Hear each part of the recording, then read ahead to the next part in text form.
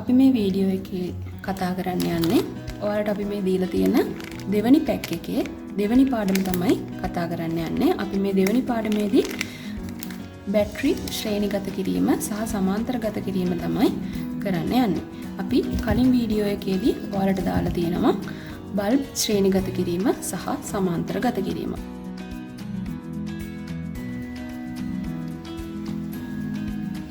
මෙතන අපි ඔයාලට ඇඳලා තියෙනවා බැටරි සමාන්තරගත කිරීම. මේ තියෙන එක බැටරි එකක්, මේ තියෙන අනිත් බැටරි එක, ඒ වගේම මෙතන එක බල්බ් එකක් අපි සම්බන්ධ කරලා තියෙනවා. මේ බැටරි එකේ දිගට තියෙන අග්‍රය තමයි ධන, මේ කොට අග්‍රය තමයි ඍණ. මෙයාගෙත් ඒ විදිහම තමයි. ධන, ඍණ. මේ එක බැටරි එකකින් ලැබෙන මේ එක බැටරි එකක වෝල්ටීයතාවය 3ක් නම් මෙයාගෙත් වෝල්ටීයතාවය 3ක් නම් අපිට මේ බල්බ් එකට හම්බෙන වෝල්ටීයතාවය කීයද? මෙයාගෙත් වෝල්ටීයතාවය වෝල්ට් 3යි. මෙයාගේ වෙනසක් වෙන්නේ නැහැ. මෙතන බැටරි එකෙත් වෝල්ට් 3යි, මෙයාගෙත් වෝල්ට් 3යි. මේ බල්බ් එකට ලැබෙන වෝල්ටීයතාවයත් වෝල්ට් 3යි.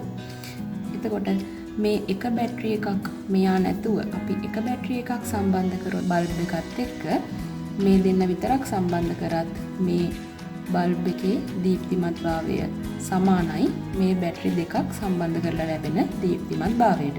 ඒ කියන්නේ බල්බ් එකේ දීප්තිමත්භාවයේ වෙනසක් වෙන්නේ නැහැ අපි බැටරි මේ විදියට සම්බන්ධ කරා කියලා. මේ විදියට සමාන්තරගතව බැටරි සම්බන්ධ කිරීමේ වාසිය තමයි අපිට වැඩි කාලයක් මේ බැටරි භාවිතා කරන්න පුළුවන්. බැටරි බහින කාලය අඩුයි. ඒ කියන්නේ මේ බැටරි දෙකේ ධාරිතාවය වැඩි. මේ බැටරි සමාන්තරගත කිරීම අපි ප්‍රැක්ටිකල් එකේදී කරනකොට ඔයාලා සැලකිලිමත් වෙන්න ඕනි. මෙන්න මේ විදියට ධනාග්‍රය ධනාග්‍රයටත් ඍණාග්‍රයටත් තමයි අපි සම්බන්ධ කරන්න ඕන. ඔයාලට මෙතන බලා ගන්න පුළුවන්. මෙතන තියෙන්නේ බැටරි එකේ ධනාග්‍රය. මේ බැටරි එකේ ධන අග්‍රය මේ බැටරි එකේ ධන අග්‍රයට තමයි සම්බන්ධ වෙලා තියෙන්නේ. මේ බැටරි එකේ ඍණාග්‍රය මේ බැටරි එකේ ඍණාග්‍රයට තමයි සම්බන්ධ වෙලා තියෙන්නේ. මේ දෙකම එකට සම්බන්ධ වෙලා තියෙන ධන සහ ඍණ. අපි මෙතනදී LED එකක් සම්බන්ධ කරලා තියෙන මේ ෆිලමන්ට් බල්බ් එක වෙනුවට මේ බැටරි දෙකෙන් ලැබෙන ධනාග්‍රය LED එකේ ධනාග්‍රයටම තමයි සම්බන්ධ කරන්න ඕන. මෙතනින් ලැබෙන බැටරි එකේ ඍණාග්‍ර දෙක සම්බන්ධ වෙලා මේ LED එකේ ඍණ අග්‍රයටම තමයි සම්බන්ධ වෙන්න ඕන. හරි, අපි බලමු ෆිලමන්ට් බල්බ් එක පාවිච්චි කරලා මේ ප්‍රැක්ටිකල් එක කරන්නේ කොහොමද කියලා. දැන් අපි බලමු අපේ අර රූප සටහනේ තිබුණ විදියට ප්‍රැක්ටිකල් එක කරලා, ඒ කියන්නේ අපේ මේ බැටරි දෙක සමාන්තරගතව තමයි අපි සම්බන්ධ කරන්න යන්නේ. මම මුලින්ම මේ බැටරි දෙක සමාන්තරගත විදියට සම්බන්ධ කරලා ඉන්නම්. මෙයාගේ මම කිව්වා මෙයාගේ ධනත් මේ බැටරි එකේ ධනත් තමයි සම්බන්ධ කරන්න තියෙන්නේ. මෙයාගේ ධනාග්‍රය මම මේ විදියට අරගෙන මේ අපේ බ්‍රෙඩ් බෝඩ් එකට සම්බන්ධ කරනවා.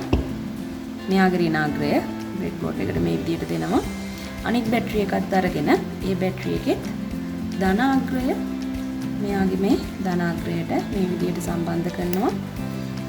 මෙයාගේ මේ ඍණාග්‍රය මේකෙම තියෙන ඍණාග්‍රයට සම්බන්ධ කරනවා. මේ විදියට තමයි අපි බැටරි දෙක සමාන්තරගතව සම්බන්ධ කරලා තියෙන්නේ. අපි ඊළඟට අපේ මේ බල්බ් එක අරගෙන බල්බ් එකේ එක අග්‍රයක් ධන අග්‍රයටත් බල්බ් එකේ අනිත් අග්‍රය ඍණාග්‍රයටත් සම්බන්ධ කරනවා. ඔයාලට මේ ප්‍රැක්ටිකල් එකේදී බලා ගන්න පුළුවන් බල්බ් එක උපරිම ආලෝකයෙන් දීප්තිමත්ව දැල්වෙනවා.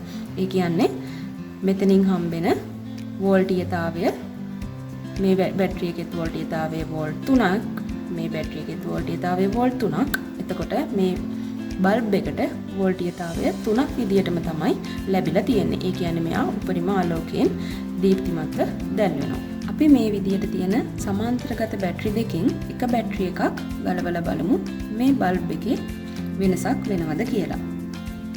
මම මෙයාගේ ධනාග්‍රයත් මෙයාගේ ඍණාග්‍රයත් මේ විදියට එක බැටරි එකක ගලවලා තියෙන්නේ. එතකොට ඔයාලට මෙතන බලා ගන්න පුළුවන් මේ බල්බ් එකේ දීප්තිමත්භාවයේ වෙනසක් උනේ නැහැ. ඒ කියන්නේ මේ බල්බ් එකේ වෝල්ටීයතාවය 3යි නම් 3ම තමයි තාමත් එයාගේ රැඳිලා තියෙන්නේ. එතකොට මේ බැටරි එකකිනුත් 3ක් ලැබෙනවා. මේ බැටරි එකකිනුත් 3ක් ලැබෙනවා. මේ බල්බ් එක ගන්නෙත් මේ වෝල්ටීයතාවය 3ක්ම තමයි. හරි අපි බලමු ඊළඟ පාඩම මේ බැටරි දෙක ශ්‍රේණිගතව සම්බන්ධ කිරීමකදී මේ බල්බ් එක කොහොමද දැල්වීම වෙන්නේ කියලා.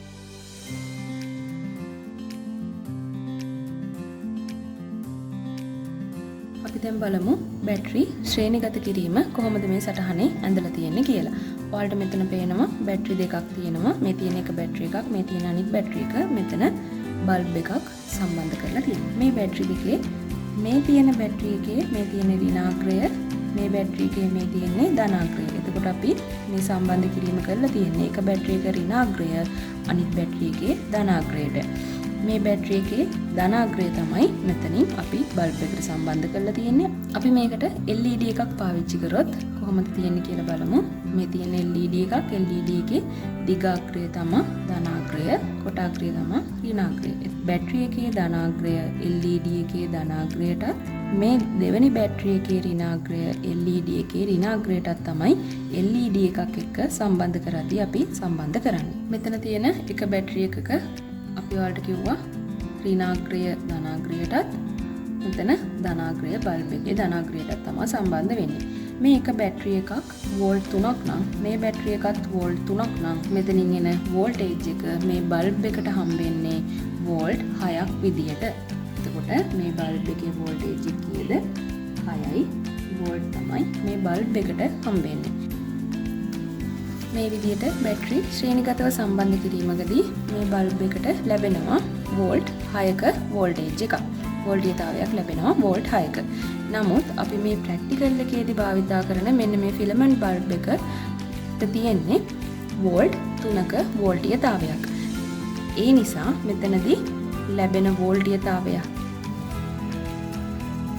මේකට ලැබෙන වෝල්ටීයතාවය 6ක් නිසා මේ ෆිලමන්ට් බල්බ් එක වැඩ කරන්නේ වෝල්ට් 3කින් නිසා මේ බල්බ් එක පිච්චෙන්න පුළුවන්. ඒක නිසා අපි මේ ප්‍රැක්ටිකල් එක කරද්දී එක බල්බ් එකක් සම්බන්ධ කරනවා. නමුත් සම්බන්ධ කරලා ඊටාම සුළු වේලාවකින් අපි මේ බල්බ් එක ගලවනවා. මොකද මේ බල්බ් එක පිච්චෙන්න පුළුවන්. හරි අපි දැන් බලමු බැටරි ශ්‍රේණිගතව සම්බන්ධ කරලා. මම මුලින්ම එක බැටරි එකක් මේ විදියට අරගෙන අපේ ප්‍රොජෙක්ට් බෝඩ් එකට සම්බන්ධ කරනවා. ඔයාලට මතක ඇති මම කිව්වා එක බැටරි එකක ඍණාග්‍රය අනිත් බැටරි එකේ ධනාග්‍රයත් එක්ක තමයි සම්බන්ධ වෙන්නේ. මම මේ විදියට මෙයාගේ ධනාග්‍රය මේ පැත්තෙනුත් ඍණාග්‍රය මේ පැත්තෙනුත් සම්බන්ධ කරනවා. මේ බැටරි එකේ එතකොට මෙතන ඍණ තියෙන නිසා ධනාග්‍රය තමයි මෙයාට සම්බන්ධ වෙන්නේ. මෙයාගේ ධනාග්‍රය ඍණාග්‍රය යන්නේ සම්බන්ධ වෙන්නේ බල්බ් එකත් එක්ක. එතකොට මම බල්බ් එක මේ විදියට අරගෙන බල්බ් එකේ එක අග්‍රයක් ධනාග්‍රයටත් බල්බ් එකේ අනිත් අග්‍රය ඍණාග්‍රයටත් සම්බන්ධ කරනවා. ඔයාලට දැන් බලා ගන්න පුළුවන් බල්බ් එකේ දීප්තිමත් භාවය කොච්චරද කියලා. බල්බ් එක උපරිම දීප්තියෙන් දැල්වෙනවා. මේ විදියට අපි සම්බන්ධතාවය කරලා නමුත් අපි ඉක්මනට මෙයාව අයින් කරනවා. මොකද හේතුව මෙයාව ගලවනවා. මොකද හේතුව මේ බල්බ් එකේ වෝල්ටේජ් එක තියෙන්නේ වෝල්ට් 3යි. නමුත් මෙතනින් අපිට හම් වෙනවා වෝල්ට් 6ක්. මෙයාව පිච්චෙන්න පුළුවන්. අපි ඊළඟ වීඩියෝ එකෙන් කතා කරන්න යන්නේ මෙන්න මේ කැපැසිටර්ස් ගැන. කැපැසිටර්ස් හඳුන්වා දීම සහ කැපැසිටර්ස් ශ්‍රේණිගත කිරීම හා සමාන්තරගත කිරීම ගැන ඊළඟ වීඩියෝ එකේදී ඉගෙන ගමු.